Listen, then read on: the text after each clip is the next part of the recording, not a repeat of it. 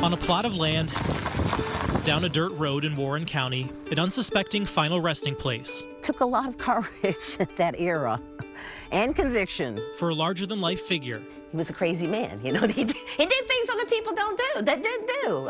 You know, he's the first black person to sue and go to the University of North Carolina, Chapel Hill in 1951. After years fighting for racial justice, by the late 60s, Floyd McKissick had his biggest and craziest idea yet, a brand new town built from the ground up on a dream of economic opportunity called Soul City. Certainly everybody could live here, but with the black power influence of my dad from the Civil Rights Movement, of course, the concept of making sure black folk had their piece of the pie. In 1969, after securing loans and land, they got to work. Charmaine McKissick was a teenager when the family moved in. So we were all kind of like, oh, God, is this it? No, At its peak, Soul City spanned thousands of acres, the brochures painting a picture of a thriving town, an industrial park called Soul Tech employing more than 200 people, a fire station, a public swimming pool, and a healthcare center. They also brought in future Charlotte Mayor Harvey Gantt, who looked at another new town a few hundred miles north in Columbia, Maryland, as a roadmap. In some sense, Soul City swam against the economic tide in the area, whereas Columbia just swam with it. Unlike Soul City, Columbia was able to withstand the economy of the 70s. There, they were backed by a white developer and surrounded by a booming D.C. metro with an already strong black middle class. Meanwhile, back in Soul City, a black-led project in those days was still very much an uphill battle, especially in the South.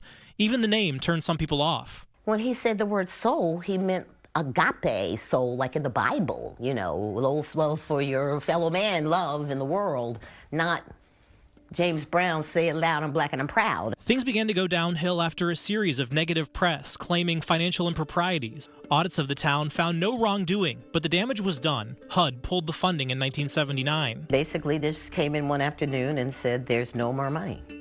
Now the Soul City monolith still stands, but Soul City never became what it was once supposed to be. The building housing Soul Tech, now part of the state prison system. Honestly, the first time I drove by and saw the barbed wire, I cried.